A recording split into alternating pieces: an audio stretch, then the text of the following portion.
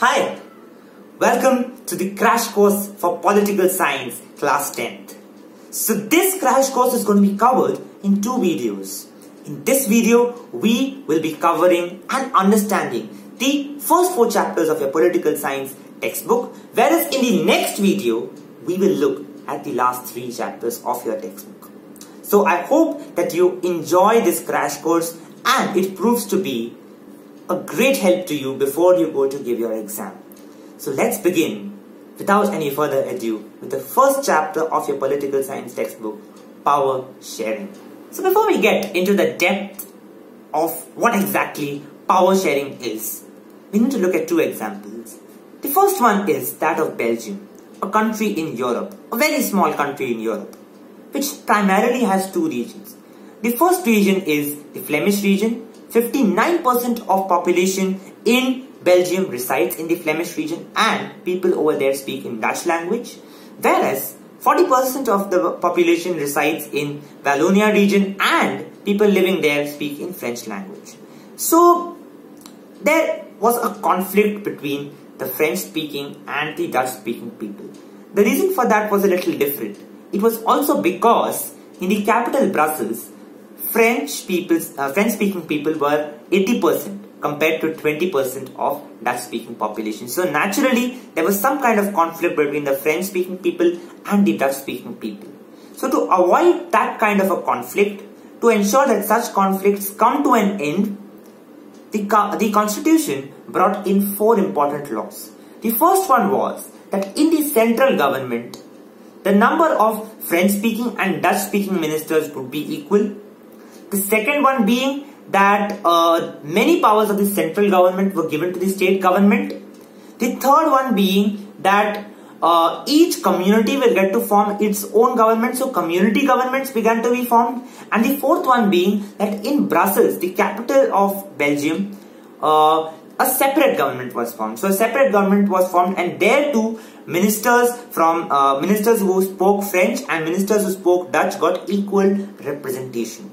So in that manner, you saw how power was effectively shared in Belgium, and ultimately it led to the fostering peace and people began to live their lives comfortably. Let's look at another example, this time of Sri Lanka. Now in Sri Lanka, basically 2 languages are spoken. The first one is Sinhala and the other is Tamil. Now Sinhala speaking people occupy 74% of the population, while the Tamil speaking people are only 18%. Now what happened over there was majoritarianism. An act was passed which made Sinhala the official language, and Sinhala speaking people began getting preference when they went to get jobs. So Buddhism was also fostered by the constitution. Now this led to Tamils beginning to feel a little alienated. They began to feel that we need to form a separate Tamil Edom. One such group was the LTTE, which is the Liberation Tigers for the demanding for a Tamil Edom, which means a separate entity, a separate state for the people who spoke Tamil. So in that manner, a civil war broke out, and this civil war came to an end only in the year 2009 after 2 to 3 decades of bitter conflict. So you saw how 2 different countries approached this problem of communal rifts differently by sharing power. Now in Belgium, the constitution ensured that power was shared between the 2 communities, while in Sri Lanka, power was not shared and civil war broke out. Now there are 2 reasons why power sharing is important, as we saw in Belgium. The first reason is the moral reason. Now this means that it promotes peace, so it ensures that harmony is maintained in society. And the second one, a prudential reason. A prudential reason, prudence basically means looking at the future. Thinking prudentially actually means thinking rationally and not thinking illogically, right? So the prudential reason is that power sharing is the very hallmark of democracy. Power sharing ensures that democratic traditions of people contributing towards policy making, that tradition is maintained, and so that power moves down to the lowest rung of society. So these are the 2 reasons why power sharing is important. let's move on to the different forms in which power is shared. The first form is called horizontal division of power, and this alludes to the various organs of government. The first organ is legislature, the second executive, and the third judiciary. Legislature makes laws, executive implements laws, and judiciary, it ensures that conflicts are sorted out. And this system is called a system of checks and balances. Why? Because each organ ensures that the other organ is performing effectively. So this is why these three organs are extremely essential for a democracy to function. Now, moving on to the second form of power sharing, this is called the vertical division of power. Now, the vertical division of power is between different levels of government. Central government, state government, local government. Now, in India, the local government is Panchayati Raj and the municipal corporations. So, why is the local government important? We will look at that in the next chapter. But this system is also called the federal structure. Now, moving on to the third form of power sharing, which is between communities. Like we saw in Belgium, the community government was formed, so communities get representation. So that is why the third form of power sharing is of communities, and the fourth one is perhaps the most important one in a democracy, and that is pressure groups and various political organizations, various NGOs, and their influence towards policy making. How they are accommodated in this structure of power sharing. So these are the four ways in which let us now come to chapter 2 of your political science textbook, that is federalism. So what is federalism? Federalism basically refers to more than one level of government. One at the center and one at the regional level. That means the state or at the local level. Now when we talk about the various forms of government, we must also look at the unitary form of government. What is unitary form? Unitary form of government is that form of government where there is only one central government. There is no kind of state government present, right? On the other hand, in a federal government, many powers of the central government are given to the state government so that they can also legislate upon certain matters. Before we go into how it is practiced in India, let us look at the features of a federal government. And there are 7 in all. These can be grouped under an acronym, that is LJCUCR. Let's start off with L, which stands for levels. So there have to be 2 or more levels of government. After that comes J, which is jurisdiction. So each and every level has a certain jurisdiction or certain matters on which they can legislate upon. This is prescribed in the constitution. So this jurisdiction is specified in the constitution, which becomes a part of C. Moving on to U, which stands for no level can unilaterally change the powers of another level. It requires a consensus and then only you can change the subjects. Right? That is about U. So we have done L, J, C, U, C. Now C here stands for courts. So if there is any dispute between 2 levels of the government, they can approach the court and the court can arbitrate on that dispute. Moving on to the next and the last one, that is R, which stands for revenues. The sources of revenue are also specified in the constitution. Then of course, federalism has dual objectives. First one is to promote unity and the second one is to accommodate diversity. Now let's come to the 2 types of federation, 2 main types of federations.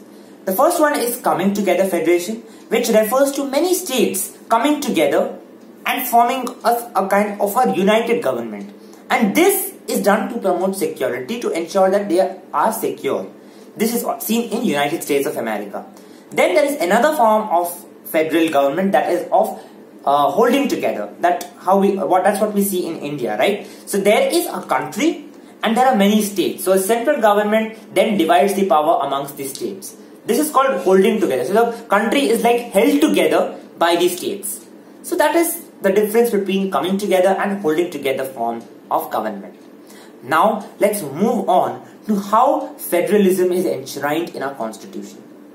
Now our constitution prescribes 3 lists, and these particular governments, these levels of governments can legislate only on those lists, only on the subjects written in those lists. So what are these 3 lists, 3 main lists? The first one is the union lists, which contains 97 subjects. And what is there in these 97 subjects? Matters like external affairs, defense.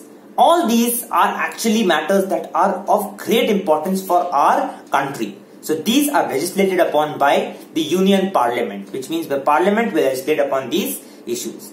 Then moving on to the state list, which contains matters of state affairs like police, trade, agriculture. All these are legislated by the state legislatures. And there are in total around 66 subjects.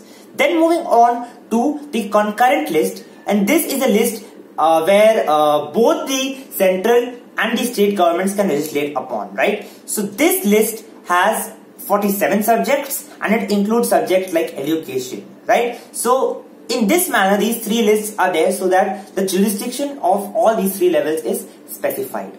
Moving on to another list which is called residuary subjects, and these subjects are like cyber crimes and all, which are not specifically mentioned in any of these three lists. So these can be legislated upon by both the central and the state legislatures, but if there is any dispute, it is the central legislature, that means the parliament, which will ultimately get the whose decision will ultimately prevail.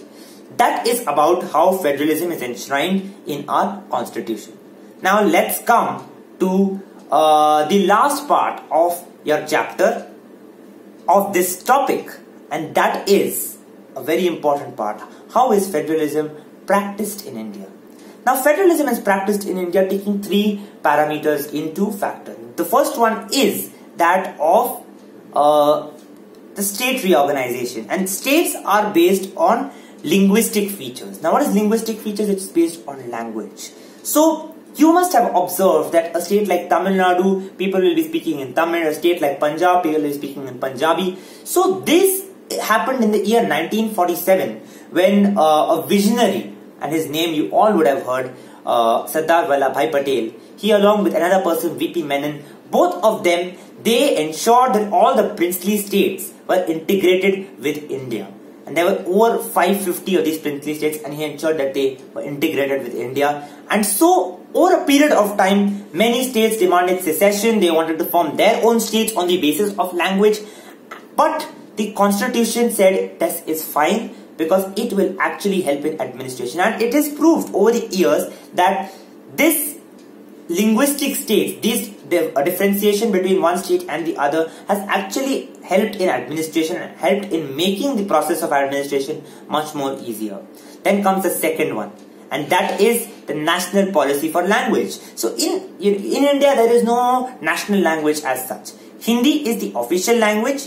It was supposed to become the national language by 1965, and it should have been used in all offices, but there were a lot of protests in states like Tamil Nadu. Still there are certain protests going on, but the constitution and also the government is trying to promote Hindi, yet it is not being made compulsory because there are many regional dialects and also the language of English that needs to be given importance. Now let's come to the last aspect, that is of the center-state relationships. Now this has altered over a period of time. Initially, till the year 1967, the Congress party was at the center and in the states. But after that, many other parties began coming into the states, and that actually increased the conflict between central government and state government. Why? Because the center puts up their own representative called the governor in each of the states, who can actually pass those bills that are passed by the state legislatures. So that actually brought about many rifts between the central government and the state governments. But this rift has reduced with coalition governments coming into force. And this was since the year 1989. We have seen so many coalition governments, and currently there are two of them. The first one is NDA, that is the National Democratic Alliance, and the other is UPA, that's a United Progressive Alliance. So these two alliances are there, and many more alliances, as you would be reading in newspapers. Many more alliances are being formed as well. And this has considerably reduced the conflict between central and states. But yes, it is still there. If you go through newspapers, there are still a lot of problems associated with states, and there is the conflict between state and center. So there are still problems going on. Let's come to the last part of the chapter now. And that is decentralization. So decentralization refers to removal of power from the central and state governments and giving a certain amount of power to local governments. Why should that be done? It is the basis of democracy. people should be directly involved in the process of decision making. And that is why local governments gain a lot of importance. Now, till the year 1992, local governments were not given much sovereignty, and the state and the center were having a lot of control over them. But an amendment was passed in the year 1992. Not one amendment, actually, two amendments. 73rd and 74th amendments. The 73rd amendment for the rural local bodies and the 74th amendment for the urban local bodies. And these two brought about a lot of changes. They actually gave sovereignty to these local bodies. Now, what was common to all these changes? There were 5 things. The first one is that regular elections would be held in local bodies from now on. Secondly, that a state election commission will be formed in each state, and this will work independently. It will not function under the Election Commission of India. Thirdly, there will be reservations, so reservations for scheduled castes and scheduled tribes. Then, fourthly and more importantly, there will be 1/3 seats reserved for women, and this is something special because it is not done in general elections. So here, in rural local body and urban local body elections, 1/3 seats are reserved for women. And finally, the fifth one is that few subjects need to be transferred from the state list to the local body, to matters that can be legislated upon by the local body. And the number prescribed is 29, but that varies from state. So 29 subjects are supposed to be transferred by the state to local governments, but it varies from one state to another. Now, let's come to how local bodies are established in both urban and rural areas. Starting off with rural areas. In rural areas, you have a panchayat, that is at the lowest level, and many panchayats come together to form a panchayat samiti, a block or a mandal, and then many of these come together to form a Zila Parishad. The Gram Sabha is also there, and this Gram Sabha is basically it comprises of all the voters, all the adult voters in that village who are part of that village, and that is what the Gram Sabha is like. And there are many heads at each of these levels. Then let's come to the urban local body. In urban local bodies, you have two areas, right? One is the city and one is the towns, right? So in city, you have municipalities established, and the head of this municipality is called a mayor. And in towns, you have municipal corporations, and the head of this is often called the chief executive officer, or he's often also called the corporator, the municipal corporator, right? So this is how bodies are established, local bodies are established in India, and it has actually helped in giving a lot of autonomy to these local bodies. More importantly, it has also helped in giving representation to women. And they sent a message to the parliament as well, to the members of parliament as well, to pass a bill that has been pending for long, to pass that bill that gives 1/3 seats reservation for women. So I hope that this chapter was clear. Let's now move on to chapter 3, a very interesting one, and that is democracy and diversity. So when we think of a democracy, we naturally think of many subcultures and many cultures existing within that society. So in this chapter, we are going to be looking at how these variants and cultures influence politics. And let's start off with an example. The example of 1968 Mexico Olympics, the 200 meters race.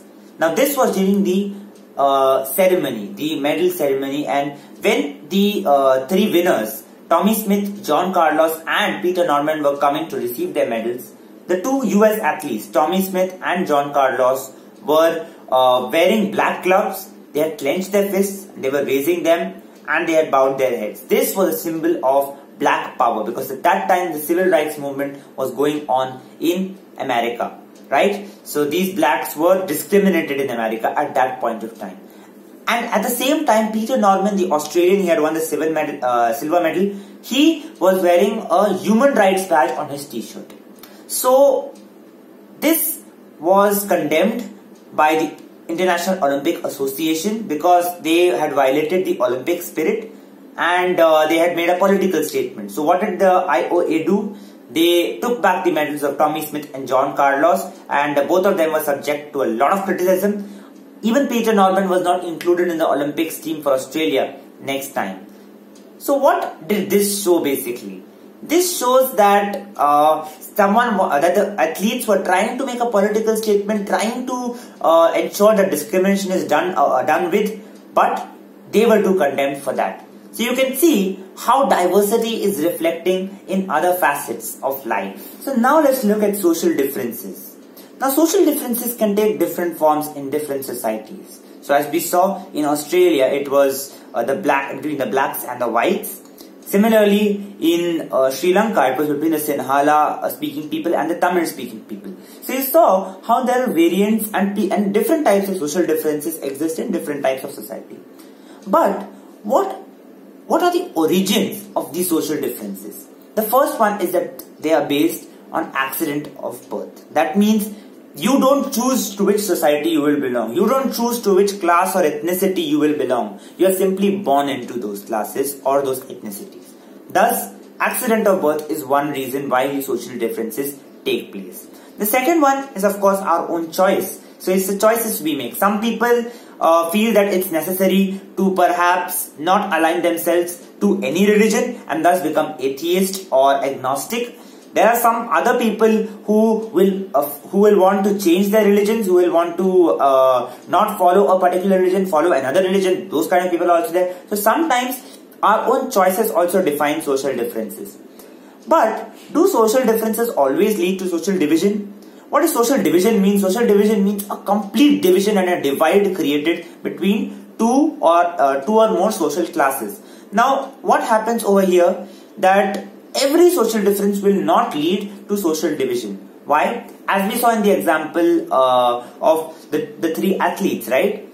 They were, Tommy Smith and John Carlos, of course, were American athletes. But the fact that the Australian athlete, Peter Norman, was supporting them shows that they were united as athletes. Even though they would have been different, Peter Norman was a white, in fact, even though they might have been different, but they were united by the fact that they all of them were athletes. So we all have different identities in different contexts. So to say that all social differences will lead to social divisions might be an exaggeration. Yes, a few of them will lead to social divisions. And what are those differences called? They are called overlapping social differences. Now, what are overlapping social differences? Like, if you see what are overlapping lines, they are lines that overlap each other, which means one is over the other. So in overlapping social differences, one difference becomes more important than the other. For example, in Sri Lanka, the Sinhala language was given a lot of importance. So what it meant essentially was that Sinhala language was placed on top, and if you are a Sinhala speaking person, you will be privileged right from birth. But if you are a person speaking Tamil, then you would not get any rights as such, even if you are working hard. Thus, it will be a constant parallel line and you will not be able to achieve what you wish to. If you have been born into that class, if you are a Tamil speaker, then you will be underprivileged right throughout your life. So this is what overlapping social differences are. And this was also seen in Northern Ireland. This is something we'll study a little later. But let's also talk about cross-cutting social differences. Now, cross-cutting, as you all know, means when two lines cut each other. Now, what does that mean in context to social differences? It means that if a certain person is poor in a certain context, he might be rich in another context. For example, in Belgium, right? What happened in Belgium? The constitution gave rights to each and every person, right? So it did not discriminate between two religions or between the French and the Dutch speaking people. Instead, it gave equal rights to everyone. Thus, if a person is starting off his life as a poor individual, he might go on to become a rich person in the future if he works hard. But on the other hand, in overlapping differences, that cannot happen. So cross-cutting differences are much more effective and they can help in accommodation as well. So and the example that I gave you, as we saw in Belgium. So as we saw with social differences, social divisions also exist somewhat in every society. And why is that? It also happens because of migration. So we have seen how Germany and Sweden, that were countries that were predominantly homogeneous, the same kind of people were found over there. With the rapid influx of migrants, their cultures have also got varied, and slowly social differences and social divisions have emerged over there as well. Now let's come to politics of social division. So how do politics and social divisions come together? When we think of both these things and when we think of them merging together, that combination might sound explosive, right? So we'll take one example, and that is of Northern Ireland. Now, Northern Ireland is a part of UK, the United Kingdom, that's Great Britain. Now, there are two communities, two primary communities over there, and these are basically variants of Christianity. Protestants, 53% of Republic Ireland is Protestants, and 44% Catholics. Now, the Catholics wanted to be unified with the Republic of Ireland. They didn't want to stay with the UK. While the Protestants, they wanted to stay with the UK. So Catholics formed their own parties. Those were called as the nationalist parties. While the Protestants formed their own parties, they were called the unionist parties. Now, what happened was the conflict took place, and it was not until 1998 that a consensus was formed, and both parties came to some kind of a consensus. But this happy ending did not take place in Yugoslavia, where because of ethnic differences, 6 independent countries emerged. So you can see that the merging of politics and social differences does not always have a peaceful ending. So should politics interfere with social differences? Well, that is actually the basis of democracy. It is natural that political parties will take social differences into consideration while mobilizing vote bank, right? So it is very natural. It's a very natural process, and it should not be stopped completely. But it is up to political parties and up to political leadership to ensure that they don't create further social divisions. Instead, they try to satisfy the minority communities in a particular country so that they get the benefit of whatever they have been deprived of since the years, right? That is more important. So trying to assuage the feelings of minorities is more important, and that should not be considered as a threat to democracy, right? Democracy means that you must be able to serve the minorities, and you must be able to ensure that they are being uplifted and they are being given their rights. Now let's come to 3 determinants of social differences. Now let us look at the 3 determinants of politics of social divisions. The first one is how people perceive their own identities.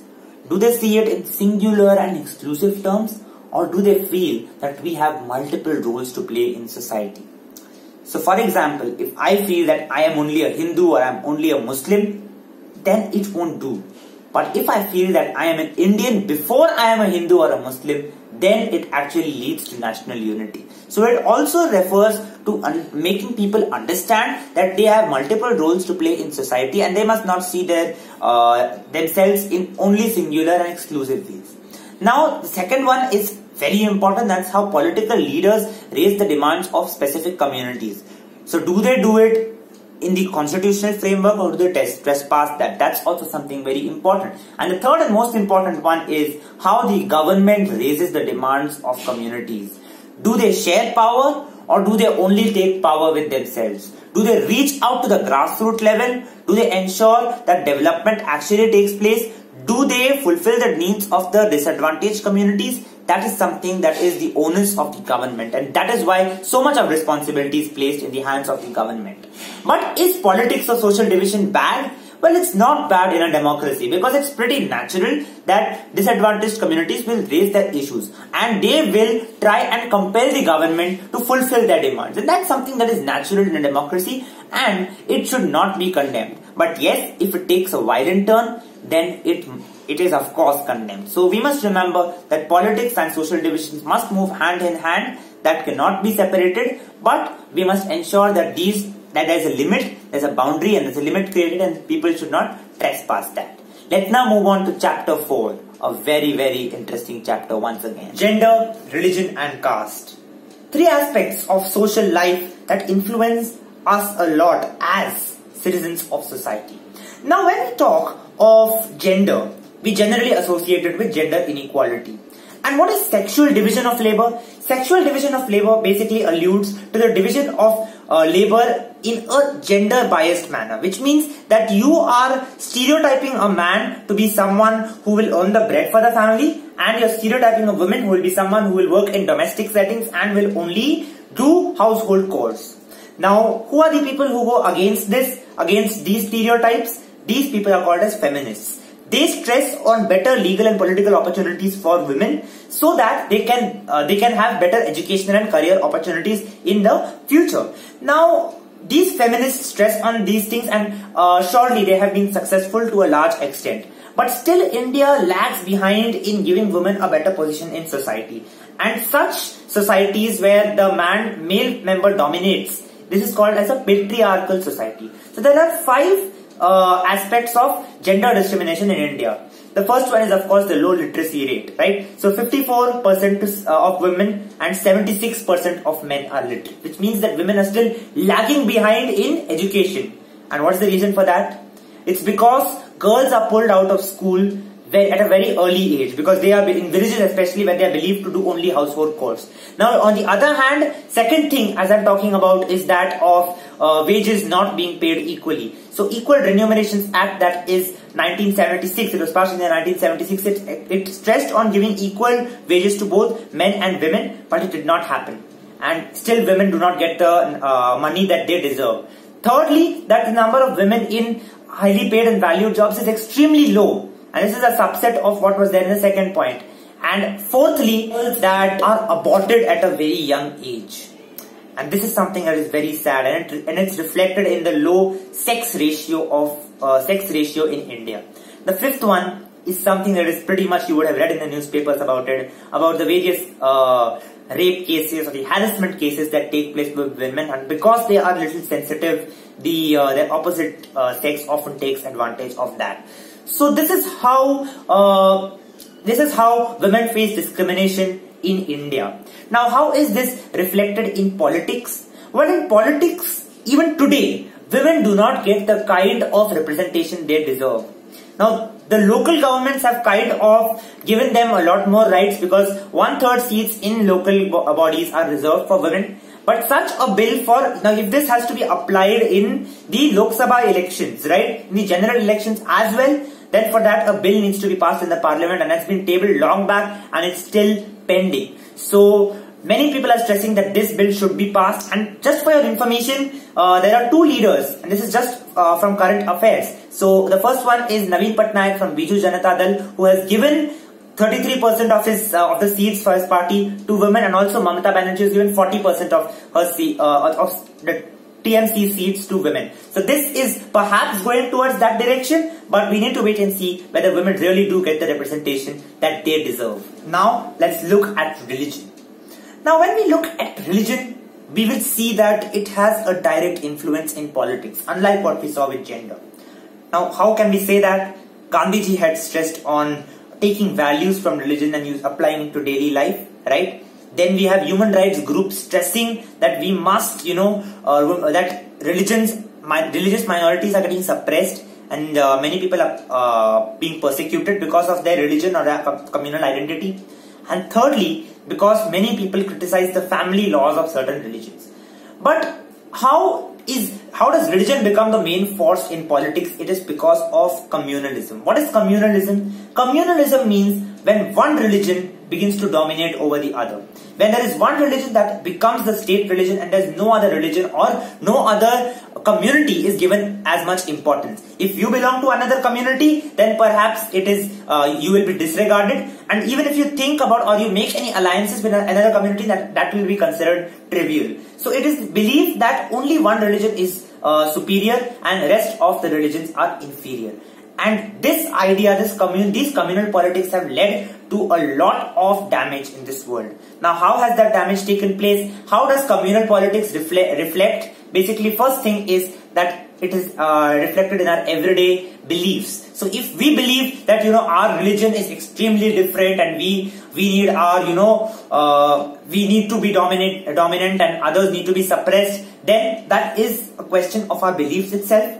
Secondly, that it is reflected in our desire for power. So certain religious leaders or certain people who wish to propagate their religion feel that only when they enter the field of politics, when they enter that, whole arena of politics, that is when they can assert their power of their community, and thus they can play communal politics.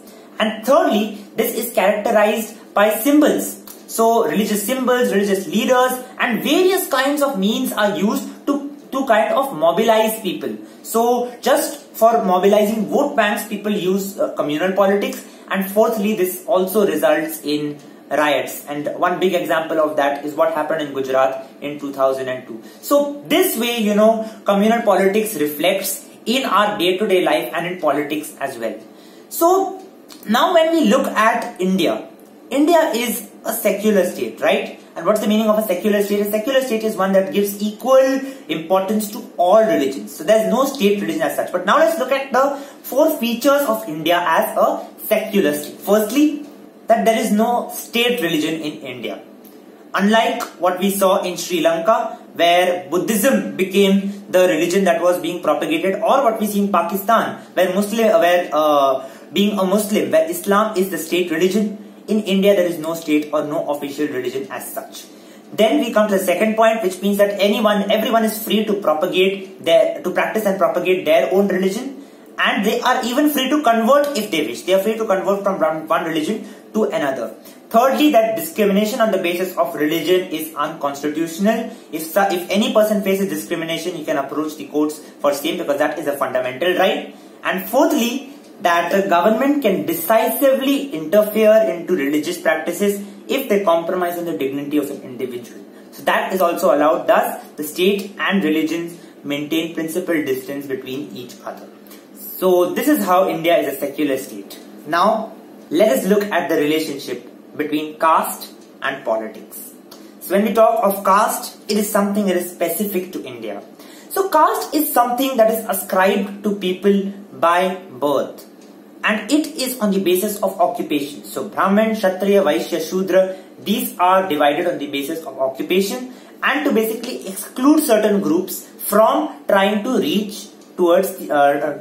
achieve higher goals. So this is an example of overlapping social differences, where certain differences, like if you are born a Brahmin, you will get a lot more provisions than if you are born as a Shudra.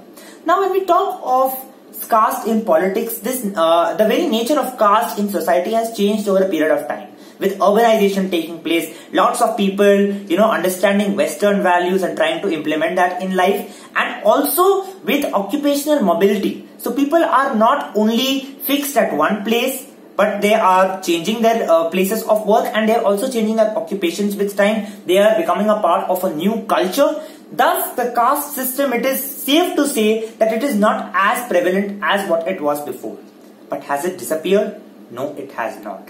Even today, people marry within castes, and many people only look at castes to try and identify the kind of person, that person is. So lots of, casteism still goes on.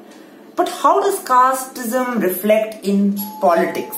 Now, when we look at the relationship between caste and politics, there are 3 factors that we must take into consideration. The first one is that political parties put up candidates from a particular caste so that they can mobilize vote bank and they can mobilize people from that particular caste. Secondly, that they interfere with caste sentiments. They appeal to caste sentiments so that people can vote for them.